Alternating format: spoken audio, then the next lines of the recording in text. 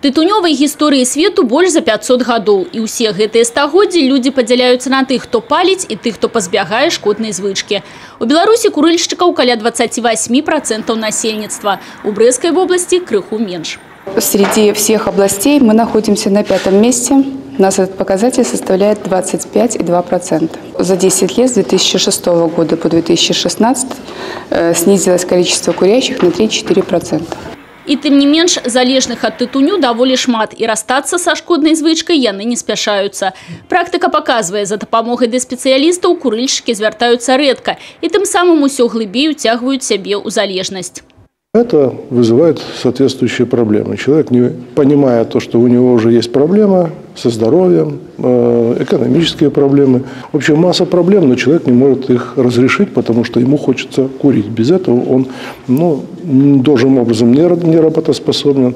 У него состояние, скажем так, какого-то внутреннего напряжения, какой-то там дисфории и прочее, прочее, прочее. Між тым, кожная выкураная цыгарэта – рызыка для здароўя і для жыцця. Невядома, якая з іх можа стаць пускавым механізмам у развіцці ракавых пухлін і ў першую чаргу рака лёгкага. Вучоныя даказалі, тытунь – прычына амаль 95% усіх выпадкаў рака гэтай лакалізацыі. Если мы коснемся вопроса смертности, особенно трудоспособного населения, то рак легких порядка 25% нашего населения мужского, имеющего рак легкого, не умирают. В прошлом году было за 10 месяцев порядка 437 пациентов, то по городу Бресту в этом году мы имеем 440%.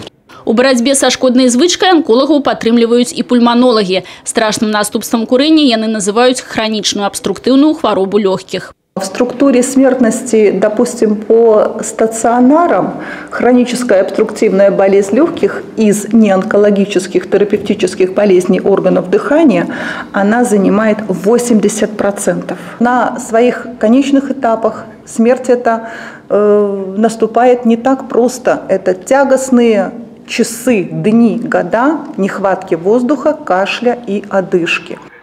Занепакоенасць медыкаў выклікае пасіўнае курэнне. Яму падвяргаецца палова насельніцтва. Сёння ў антытытунёвы закон прапануецца ўнесці праўкі, якія пашыраць спіс грамадскіх месцаў вольных ад курэння. На Брэшчыне сёння 78 такіх зон. Мяркуецца далучыць да іх прыпынкі дзіцячыя пляцоўкі, тэрыторыі, прылягаючыя да жылых дамоў. Людмила Салзана, Роман Филютич, телерадиокомпания «Брест».